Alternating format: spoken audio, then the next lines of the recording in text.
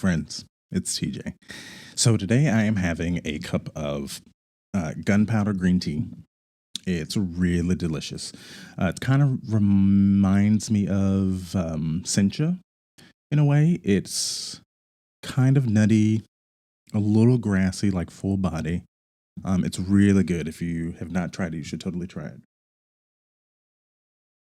But I wanted to jump in today and talk about gains, and not just gym gains. I mean, gains in life, and how each step forward in that progress is a step towards your ultimate goal. So we often hear people say, strive for progress, not perfection. And to a degree, I feel like that is quite appropriate.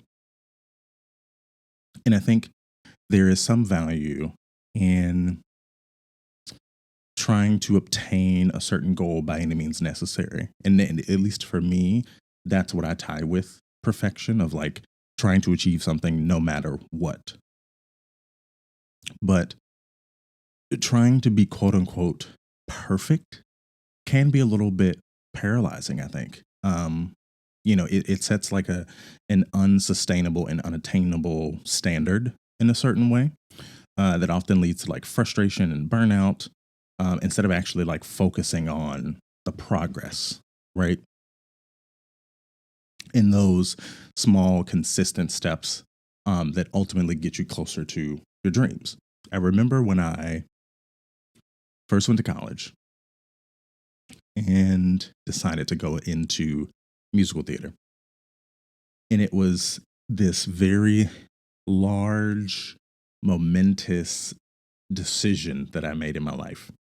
And I remember thinking, okay, we're doing this. This is the decision we're making. This is the life that we're trying to lead. Because, I, when I was younger, I had an experience with a show that came through my town on tour, that for the first time, I think at that moment in time in my life, I had saw something that was representative of me and that I felt like I could be a part of, where there was an entry point for me. And I feel like we all have those things where, you it clicks for you, and you're like, this is what I want to do with the rest of my life. And for me, that was theater, and specifically acting. But instead of like aiming for, and this came years later, but instead of like aiming for this,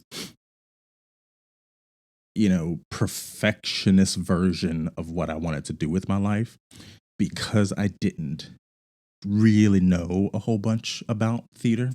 When I got to college, I really kind of allowed myself to open up to the process and open myself up to, all of those incremental steps that I had to take to get on Broadway, to, do a national tour, to book my first regional gig, to ultimately do like TV and film. And I remember sitting in that room that first day in acting class and trying to digest and comprehend that I was here, right? Like, I think oftentimes we kind of lose, our vision a little bit when we're working towards something and we're chugging along. And when we finally get it, like being able to really comprehend, I'm like, oh, I'm here. I did this. Okay. All right. Let's go. But I remember being in that position and telling myself, it clicked for me, and telling myself that, okay, we have an opportunity now. This is the moment. This is the choice that I get to make, that I can be successful at this, and that I can put in the time and effort and put in the energy to make sure and ensure that I am, going to be the best version of myself in this as I can. And it was not perfect, right? That those years in acting school, I learned a lot, and I also didn't learn enough. I stumbled, right? I broke a few times. I was burned out. I wanted to quit. I wanted to, say, well, why don't I just go teach? Why don't I just go back home and figure something else out? But looking back now, because again, it's harder when you're in the moment and when you're doing it daily. But looking back at it now, I didn't give up. I kept trying to digest these bite-sized moments and these bite-sized steps to ensure that I made it to the end goal, which at that time was, just finishing the program, right? Like I wasn't like ultimately, yes, the goal was moving to New York and working in the industry full time and being a working professional. But taking those 4 years and breaking it down, from year 1 to 2, I was focused on just making it through that year. And I think it's it can be a little tricky, but you have to know the difference between pushing yourself and motivating yourself. And I think that is the slight nuance that allows us and allows a lot of people to truly be successful because you're no longer thinking, oh, well, I'm trying to get to point B over here, but I don't know what the journey is from A to B, right? So I just challenge you to, whatever your dreams or your goals are, to really start to kind of break those things down and understand the little nuances and the little baby steps that need to happen in between so that you can actually get to that end goal. Really think about that and consider that as you start to digest these bigger goals that you have in your life or these dreams, all of these little nuanced steps that have to happen in between. I also want to bring up how important it is and how powerful your yes can be. I remember finishing that program and moving to New York and having this little bit of like self doubt and this fear kind of embedded in me being in this bigger city and trying to compete with, all of these other actors and afraid of taking an opportunity that presented itself that could help me further my aspirations. And I want to be specific because I know that it can be slightly confusing when I say that because I'm working towards all of these things. But what I mean is, I remember when I moved here and I was auditioning very heavily and like going to all of these open calls and getting callbacks and doing things. But because I was just throwing everything to the wall and I'm not being specific enough with what I wanted, the universe threw me stuff, right? It threw me opportunities, but I was afraid to say yes to certain things because then it would pigeonhole me into, well, I'm only doing these things, right? Or my perception of myself was that I was going to be typecast or put into a box because I have this other thing on my resume that doesn't match my intention with myself. And with that in mind, I think it's so imperative and so valuable for us to understand the power of our yes, because there's a way to take that opportunity and say yes to that opportunity, but then build upon that. So I took a job. It was a children's theater tour. And I remember very distinctly debating, well, I could stay over here because I have this great job that's paying the bills and that's helping me to survive and allowing me to audition every day, free of stress and worry. But I have this acting job that I have been working towards and trying to get to that next level and trying to, put myself out there in front of the right people, in front of the right casting directors, um, to hopefully, launch me towards something greater. And I remember sitting for about like a day and a half. I sat with that email and really contemplating of like, do I do this or do I stay here? Ultimately, I said yes. And I realized about 4 months into the tour how important it was for me to say that yes, how imperative it was, because not only did it allow me to go out and chase this dream that I had been striving for years, which was to perform on stage, but it also allowed me to understand and comprehend that in saying yes to this, I released the fear that I had about staying put, right? I released, the worries and the dread of, well, if I leave this job, can I come back, or like what's going to happen after the fact? I didn't allow myself to like backpedal and then think about all of that baggage that I had tied to leaving the city for the first time to go on a tour. I learned so much in that time on tour, and it's in my top, I would say, 3 or 4 theatrical experiences that I've had in my life that fulfilled me in a certain way, that not taking the show aspect out of it, the experience was worth the time spent doing that job. I learned on that tour how valuable your yes can be and how powerful it can be, that will ultimately set you up for the bigger projects or the bigger dreams that you have lined up for yourself. And how saying yes to could lead to, you know, incredible gains in life. Because I left that show. That tour ended. I came back to New York for, I think maybe it was like 8 months. And then I booked another job that took me out of town, that to this day is my number one best theatrical endeavor that I have ever done. Like, I was most proud of myself in that show. It it and the crazy thing is, it wasn't a huge show. It was a regional gig that we put on tour for like 2 months of the contract. And I was gone for maybe like 6 months, I think it was. But it fed me creatively, and it allowed me to objectively look at myself, and what people who see me on stage, or people who are casting me in things, to really see what they see.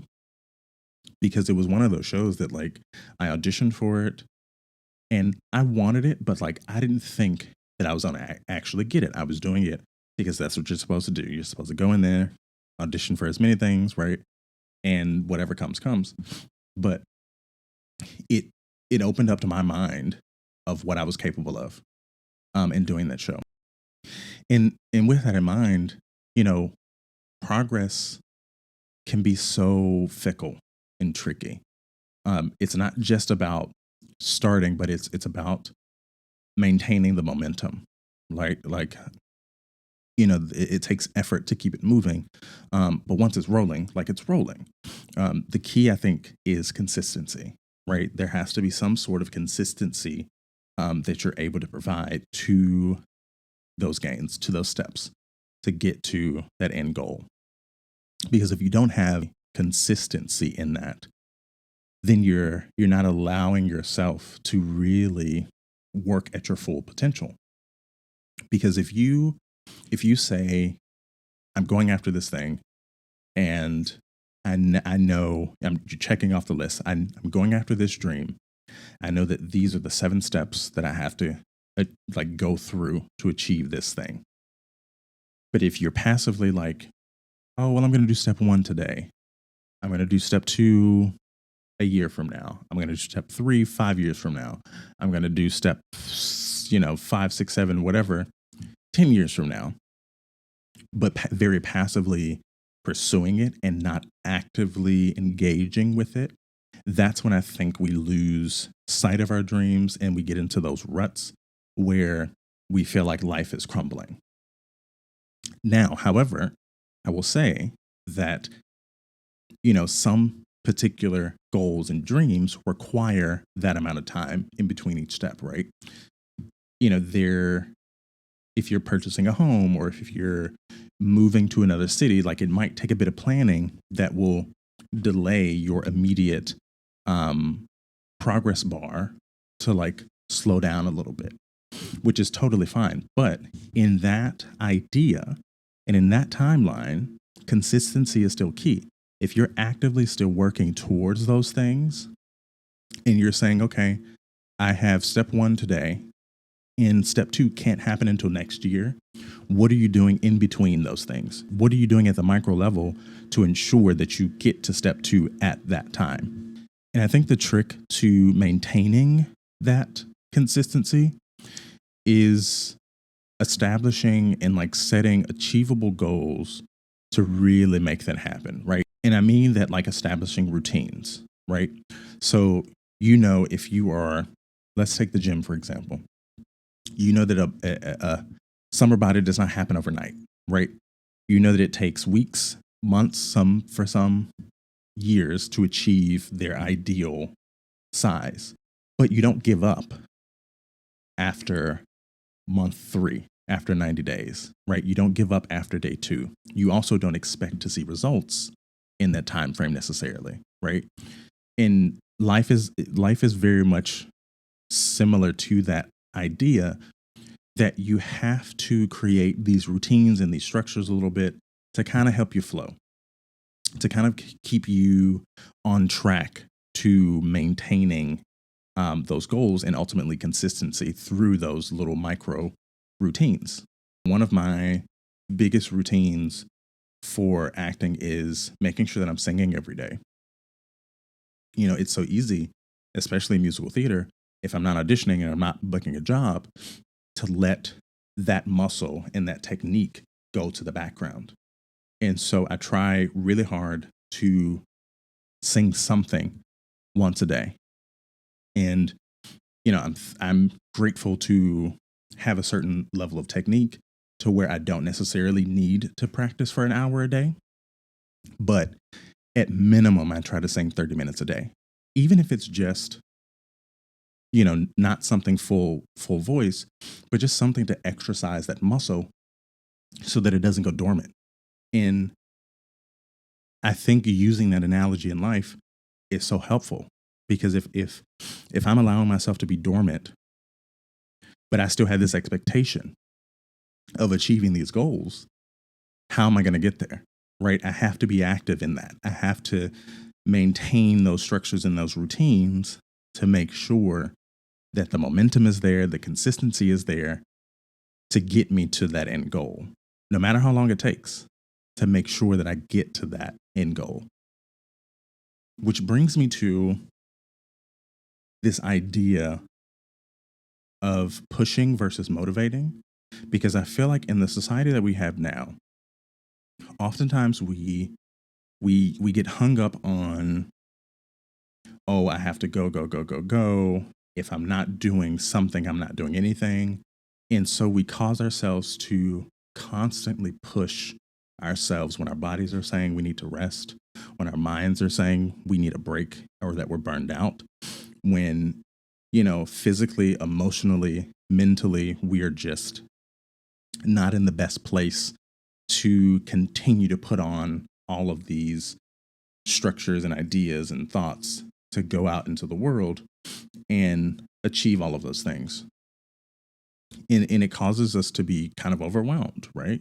And then that's how you end up with, well, fuck it, I don't want to do it, right? That's how you end up with, well, I think this is just not for me.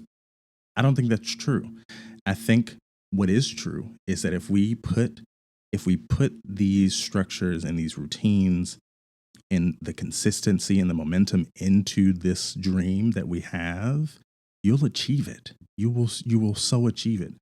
And then it'll still allow you the time and space to take breaks within that structure, right? It'll still allow you to say, oh, my body is out of whack today. I need to rest. I need a day for myself. I need a mental day to just kind of decompress and let go of some things, instead of trying to constantly push through and thinking, well, if I let go of it today, it's never going to come back to me. I don't think that's true, right? Like, I think there's value in separating this idea of pushing versus motivating yourself. Because for me, motivation is feeding that creative hunger for myself. so that even if I'm not performing on a daily basis, I watch videos, I sing every day, I go see shows, I follow people on social media who have a certain creative presence to help me digest in my downtime, to then pick up some techniques and some structures and some ideas so that when I'm back, I have all of those things at my disposal to keep moving forward. And I am totally guilty of pushing myself too hard and, ultimately making myself sick. I remember young me fully doing shows, like, and this is before COVID times, like fully doing shows and like having a sore throat and saying, I have to do this because if I don't, then everyone's going to be disappointed in me, right? I'm not allowed to take a sick day. And the reality is that you have to take care of yourself. You have to take care of yourself. And I've become a firm believer over the last few years that, we only have, the truth is we only have this body, right? And so it's imperative that we take care of it. And I mean that in so many ways and on a deeper level, that physically, mentally, emotionally, spiritually, we have to take care of ourselves, because if we don't, we can slip into so many things that will hinder us from achieving those dreams, or even dreaming bigger. We limit ourselves if we don't take care of ourselves.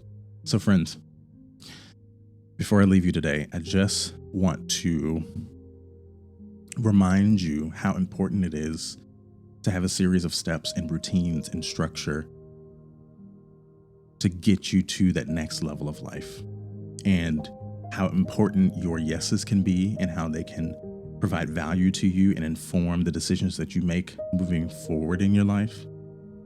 And also to remember that motivation is more important than pushing, right? That allow yourself the space, the time, the energy to find external sources if you need it to motivate you, instead of you pushing yourself to get towards these goals. Because the truth of the matter is that it's not about perfection. It's not. It's about the journey. Okay? And with that, I'll see you next week.